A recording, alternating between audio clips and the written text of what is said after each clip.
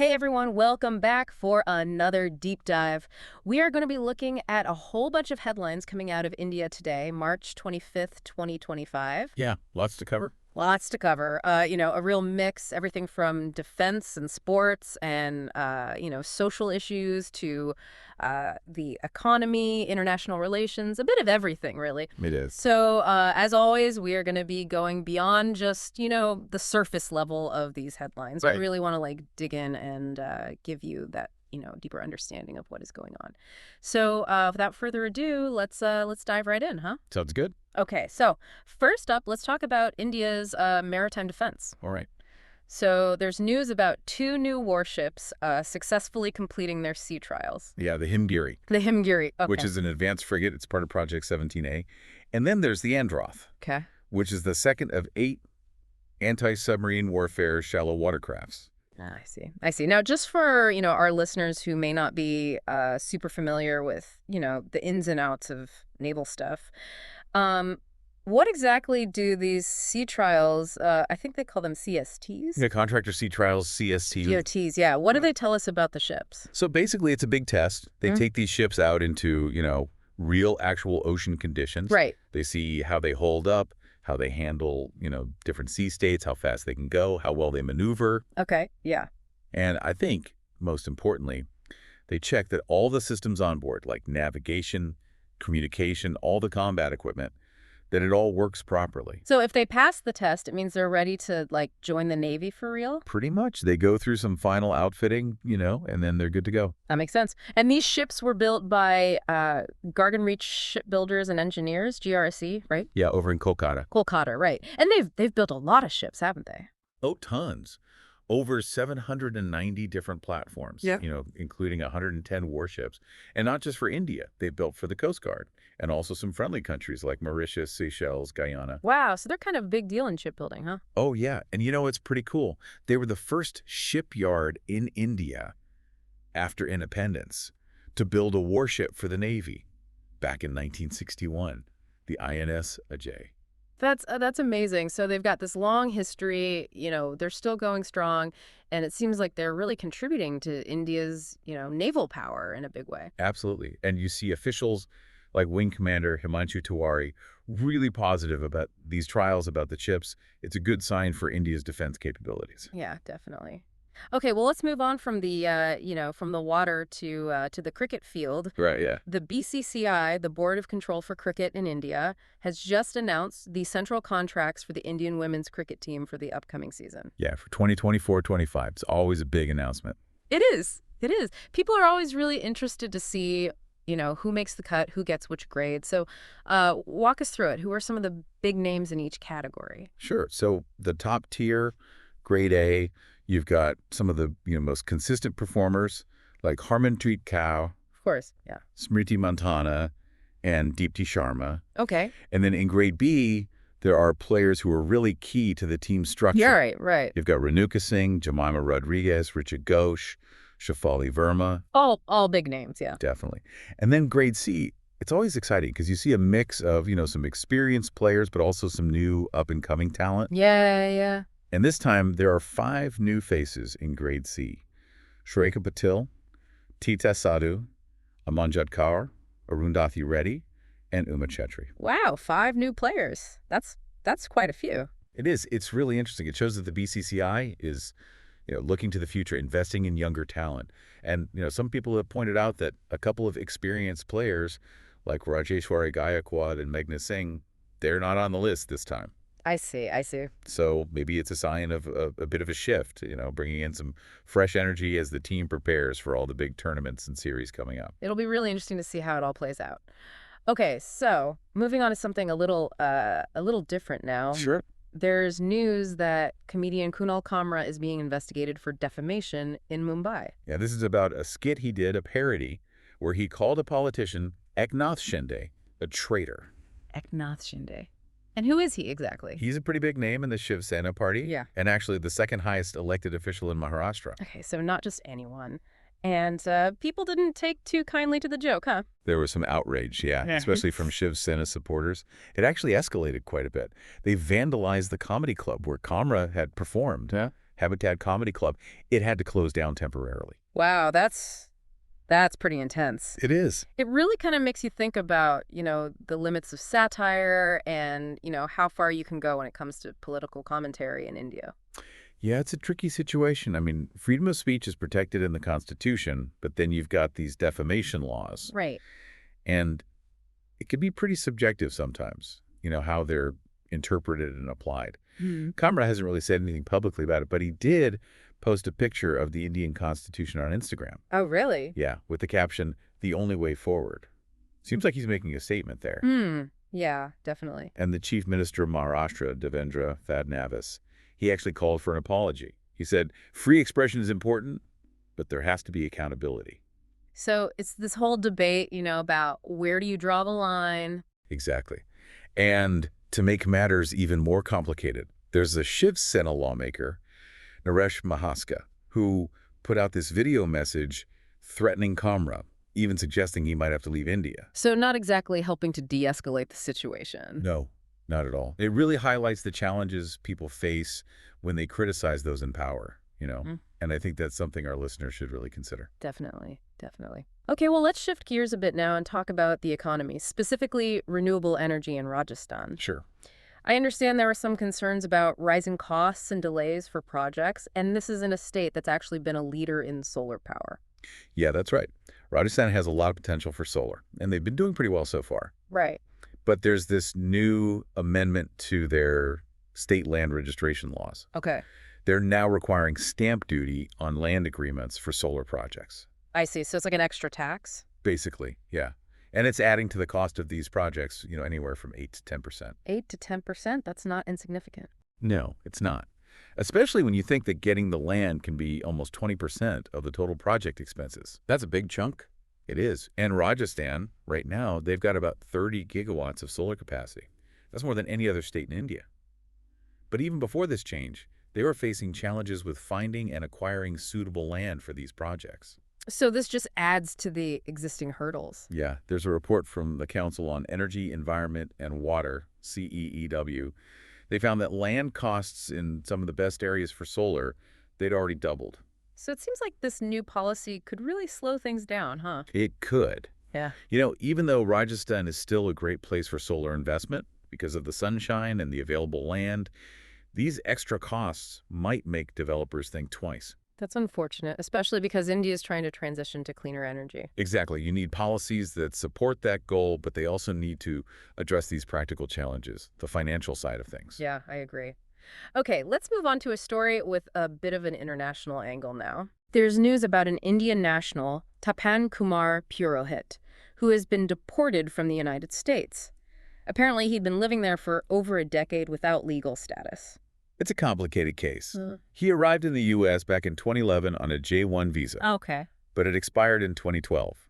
They told him to leave voluntarily in 2013, but he stayed. Said he was concerned about his safety if he went back to India. I see. Then, in March of last year, 2024, he married an American woman, Ashley Kennedy Purohit. Okay. His lawyer filed for a new visa in August, but then in December there was this domestic dispute involving Ashley's son. Oh, wow. There were charges, but they were dropped. However, ICE, Immigration and Customs Enforcement, they issued a removal warrant, and he was deported just a few days ago on March 22nd. That's a tough situation. It is. Very difficult. Ashley is heartbroken. She's hoping to fight it in court, but it really shows you the human impact of these immigration laws. Yeah, it's not just abstract policies, it's real people's lives. Right.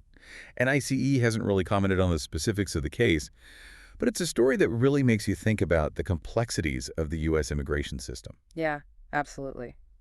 Okay, well, sticking with kind of, legal issues and free speech, we've got another story about a comedian in India, Samay Raina. Right, yeah. He had to appear before the Maharashtra cyber cell. It sounds like it has to do with something that was said on his show, India's Got Latent. Yeah, a guest on the show, Ranveer Alabadia, made a comment that people found really objectionable. Okay. We don't know exactly what was said, though. Not from these headlines, no. But it was enough to get multiple FIRs filed. FIR. First information reports, basically complaints to the police. Right, right. So they summoned Raina 3 times to give a statement, wouldn't even let him do it over video. Wow. He had to show up in person. And what was his reaction? Reina said he regretted what happened, that the remark wasn't intended, it just came out in the flow of the show. Yeah. But it's had a pretty big impact. Yeah, I bet. He had to cancel his India tour, refund everyone's tickets. Oh, wow. And all the India's Got Latent episodes, they've been taken down. That's a huge consequence. It is. And Ranveer Alabadia, the guy who made the comment, he also gave a statement, along with a couple other guests who were on that episode. Ashish Chanchlani and Apurva Mukhija. That's right. So it's a big deal. And, it kind of echoes what we were talking about with Kunal Kamra. Yeah, that sensitivity around what you can say, especially if it touches on politics or social issues. It's a tough line to walk. For comedians, for artists in India, it can be really tricky. Absolutely.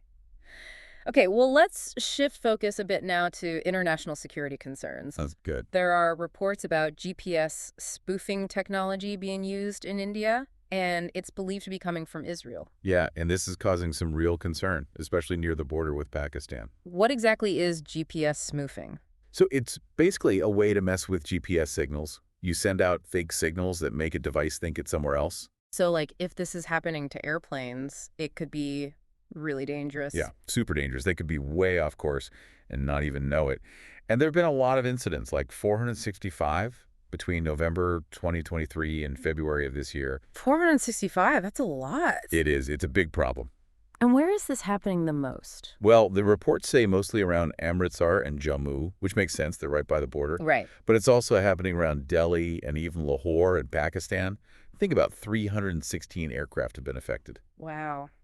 And, it seems like this has been going on for a while now. Yeah, there was a report back in September from the OPS group. They ranked this whole region 9th globally for GPS spoofing incidents. So it's a global issue, but it's really concentrated here. It seems that way. And even though India and Israel are, generally on good terms, this is a serious issue that needs to be addressed. I mean, the consequences could be really bad if this isn't dealt with. Absolutely. People's lives are at stake. Exactly. Yeah. It's critical to ensure the safety of those flights, of everyone on board. Well, let's move on to something a little more positive. Like, There's been some talk about India's efforts to fight tuberculosis. yeah, there was a big summit for World TB Day just a few days ago. Right. And the Union Health Minister, Jagat Prakash Nadda, he made it very clear that eliminating TB is a top priority. Okay. They've got this campaign going on, the 100 Days Intensified TB Elimination Campaign, and it's using some pretty advanced technology. Like what? Well, for one, they're using these handheld X-ray units Oh, wow. and also NATE, which is nucleic acid amplification tests. It's a faster, more accurate way to diagnose TB. So better and faster testing. Exactly. And they've got these mobile diagnostic units called Nikshay Vahans. Interesting. They can go to areas where people don't have easy access to healthcare. That's smart. So it seems like they're really, taking a comprehensive approach to this. They are, and it's already making a difference. They've organized over 13 lakh Nikshay Shivirs, these special health camps, and they've screened almost 13 crore people. 13 crore, that's a huge number of people. It is. And they found over 7 lakh new cases, including almost 3 lakh cases where people didn't even have symptoms yet. That's incredible. So early detection is key, right? It's huge. Catching it early means better chances of successful treatment. And the treatment coverage has gone up a lot, too, from 59% to 85%. That's a big jump. It is. And Nada, he talked about expanding the campaign even more, using even more technology. He also highlighted India's progress with developing their own diagnostic tools, like the kits from the ICMR, the Indian Council of Medical Research. So it sounds like there's a real sense of, commitment and optimism around this. Yeah, definitely. These are big strides towards, hopefully a TB-free future. Okay, let's go back to the Kunal Kamra story for a minute. Oh, right, yeah. It seems like he's not backing down at all. He's refusing to apologize for his joke about Eknath Shinde. Yeah, despite the investigation, the backlash, everything that's happened, he's standing his ground.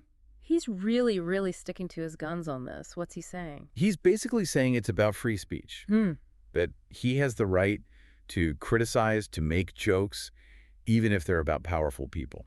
And what about the vandalism, the threats? Well, he's been critical of that, too. He's even questioned whether the law will be applied fairly. Will they go after the people who vandalize the club as seriously as they're going after him? That's a good question. It is. And he also mentioned that some people leaked his contact information online, and he's been getting harassed. but he said he's not going to hide, he's not going to be scared. He's willing to cooperate with the legal process, but he wants to make sure that justice is applied consistently, not just selectively. That's a pretty strong statement. It is. And in response, the junior Home Minister of Maharashtra, Yogesh Kadam, has said they're going to look into Kamra's phone records, his finances. So it's not over yet. No, not at all. It's this ongoing tension between artistic expression and political sensitivities, and unfortunately, it looks like it's going to continue to play out. All right, let's wrap things up with a story about Amazon. Okay. It sounds like they might be planning a pretty big move in India, potentially spinning off their India division and listing it on the stock market. Yeah, it would be a huge change, and there are probably a few reasons why they're considering it. Like what? Well, one big reason is probably to do with regulations. India's got a lot of rules about how foreign companies can do business there, especially e-commerce. Right.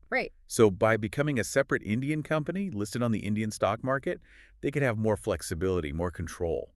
So it's about adapting to the local market in a more direct way. Exactly.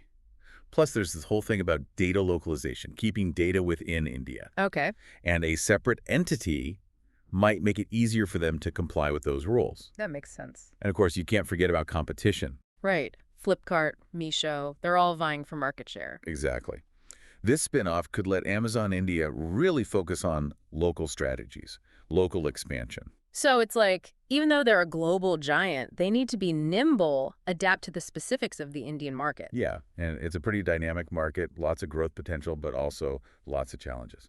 Absolutely. Okay, one last story before we wrap up. All right. This one has to do with judicial transparency and reform. Yeah, and it starts with Rajya Sabha chairperson Jagdeep Dhankar. He's been praising the Chief Justice of India, Sanjeev Khanna, for how he's handling a pretty sensitive situation. What happened? Well, they found a lot of cash at the home of Justice Yashwant Varma. Oh, wow. And the Chief Justice didn't try to brush it under the rug.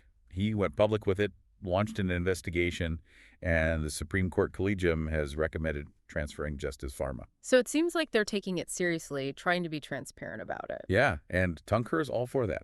Yeah. He's also a big supporter of bringing back the NJJC, the National Judicial Appointments Commission. Remind me, what was that about again? It was this idea to have a commission that would involve not just judges, but also people from the executive and legislative branches in appointing judges. So more of a, like, checks and balances kind of thing. Exactly. It was controversial, though, and it got struck down a few years ago. But Dhankar wants to revive it. He does. And what's interesting is that both the leader of the opposition, Mallikarjun Kharge, and the leader of the House, J.P. Nadda, were there when Dhankar was talking about this. So it's got some bipartisan support. It seems that way. And Dhankar even said he's going to call a meeting with all the party leaders to discuss it further. So it'll be interesting to see where this goes. Definitely. It shows that there's a real focus on, ensuring accountability within the judiciary, but also on potentially reforming the system itself. Okay, so we've covered a lot today. Defense, cricket, comedy, renewable energy, immigration, international security, TB, Amazon, the judiciary. It's been a whirlwind. It has. A real snapshot of what's happening in India right now. It really strikes me how interconnected everything is. You've got defense influencing trade routes, social issues impacting artistic expression, the global situation affecting local economies. It's all woven together. It is, and it's constantly evolving. And that makes it all the more important to, stay informed, dig beneath the surface, try to understand the complexities. Couldn't agree more. So, for our listeners, I'd like to leave you with a question to ponder. With all these different developments we've discussed today, what do you think is the single most significant factor shaping India's future right now? It's something to think about. Thank you for joining us for this deep dive. It's been great. Until next time.